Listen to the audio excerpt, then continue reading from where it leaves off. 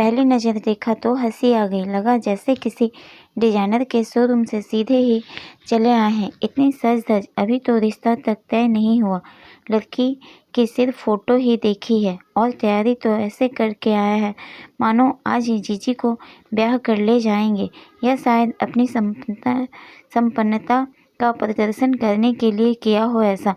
3 piece suit, नोकदार branded जूते, Apple की घड़ी, फ़ोन, परफ्यूम की खुशबू और गले में परी मोटे सोने की चेन।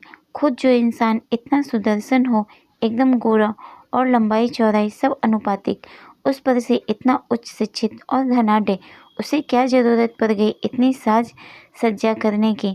वह तो शर्ट और जींस में भी चला आता तो जीजी फौरन उनके गले में वरमाला डालने को आतुर होती। इतना सजीला युवक एकदम उपयुक्त है उसकी जीजी के लिए। उन पर तो ईश्वर ने रूप गुण खुले हाथों से न्यौछावर किए हैं। पीएचडी है, स्कूल चलाती है, सुसंस्कारी, सौम्य, वो अति अप्रतिम सुंदर भी है। तभी एक ख्याल में मेरे मन पर दस्तक दी, बहुत तेज आवाज़ के साथ, क्योंकि मैं चौंक गई थी बुरी तरह से। उपयुक्त तो यह सजीला सुदर्शन युवक मेरे लिए भी है। बेशक मैं जीजी की तरह बहुत सुंदर नहीं हूँ, लेकिन सब कहते हैं मेरे नैन नक्श इस तरह आकर्षक सांचे में ढाल कर बने हैं कि देखने वाले की नज़र मुझ पर से हटती नहीं है। मैंने भी MBA किया है, मल्टीनेशनल कंपनी में मैनेजमेंट कंसल्टेंट हूँ, मोटा पैकेज है और सबसे बड़ी बात बहुत फ्रेंडली किस्म की हूँ। जीजी की तरह सकुचाती नहीं हूँ। दिल की बात जुबान पर लाने में देर नहीं लगती।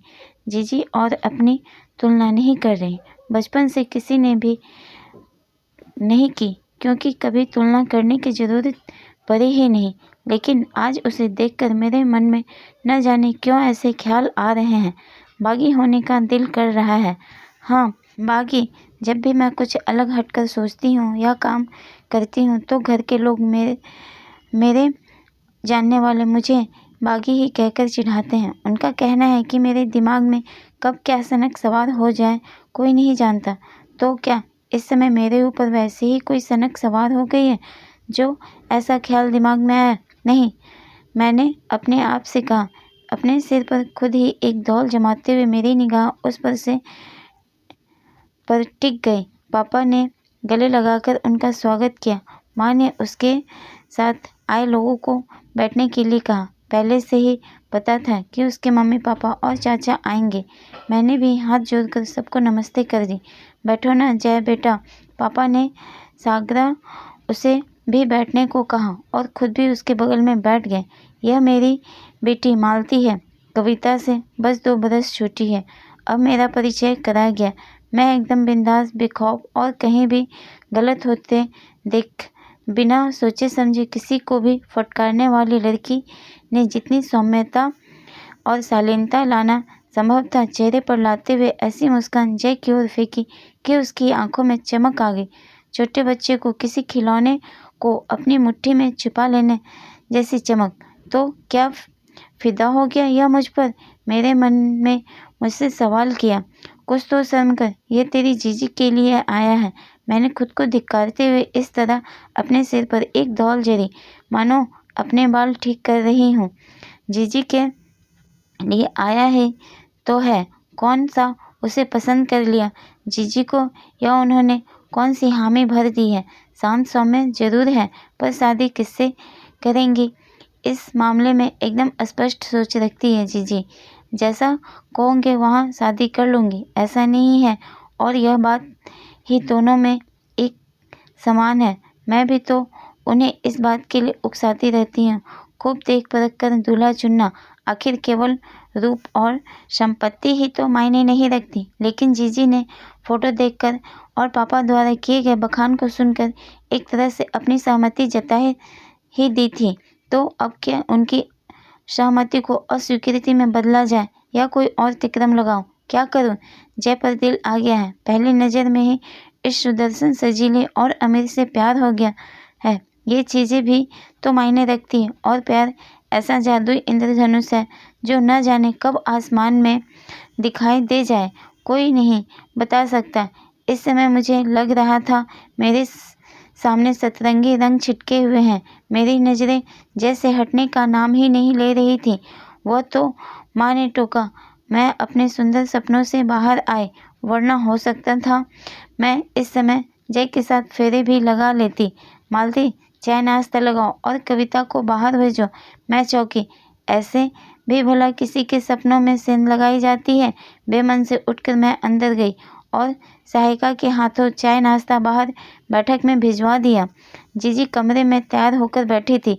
गुलाबी रंग की सिल्क की साड़ी में उनका रूप और भी ज़्यादा निखरा हुआ लग रहा था।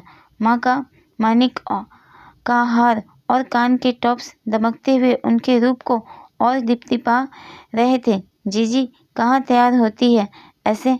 मैंने ही तो उन्हें जिद करके सजाया था। लिपस्टिक उनके होठों पर लगाई थी तो शीशे में खुद को देखकर शर्मा गई थी। जीजी, क्या ज़रूरत थी मेकअप करने की?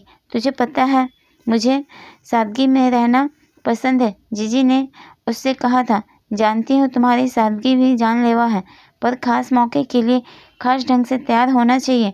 मैंने उनके बालों को ढीला जुदा बनाते हुए कहा, और यह उनकी खूबसूरती मुझे चुभ रही थी। जीजी बाहर बुला रहे हैं। मालती, बता दो कैसे हैं देखने में? वैसे तो फोटो में दिखते हैं, या बहुत उत्सुकता की है जानने की? मैंने उनकी बात बीच में ही काट दी। मुझे बुरा लगा उनका कौतूहल।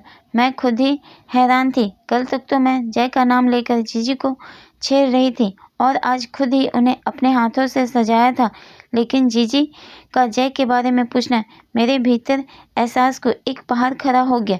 नहीं, इस पहाड़ को पर कोई और कदम नहीं रख सकता। मैं ही हौले हौले उस पर कदम रखूंगी। इश्क क्या ऐसा होता है जो अपनी बहन को ही प्रतिद्वंदी बना देता है? जबकि जीजी तो कोई रेस लगा भी नहीं रही थी। जय को तो चुना उन्हीं के लिए गया है।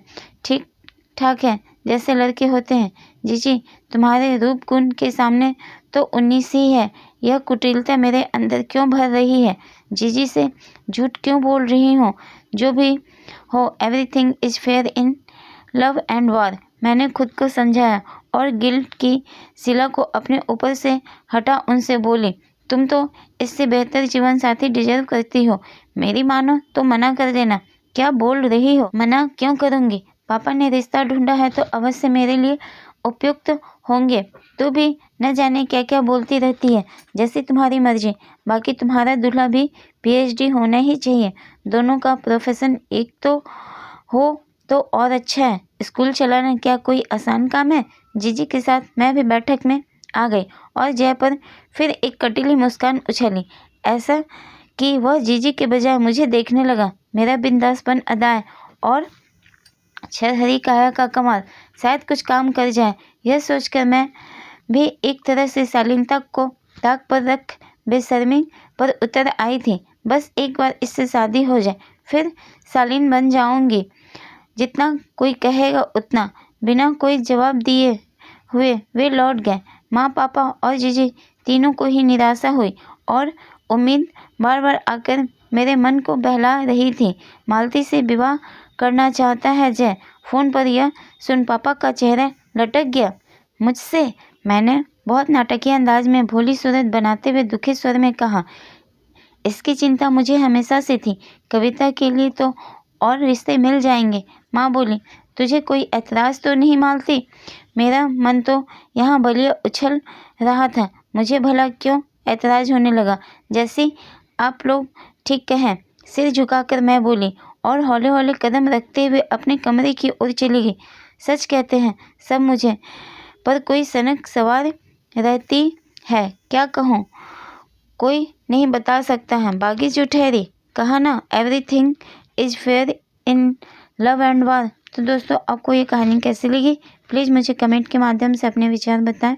अगर मेरे चैनल पर नया है तो मेरे चैनल को सब्सक्राइब कर लें। मैं आपके लिए ऐसे ही कहानी लाया करती हूँ। तो मिलते हैं अगले वीडियो में। तब तक के लिए नमस्कार, धन्यवाद।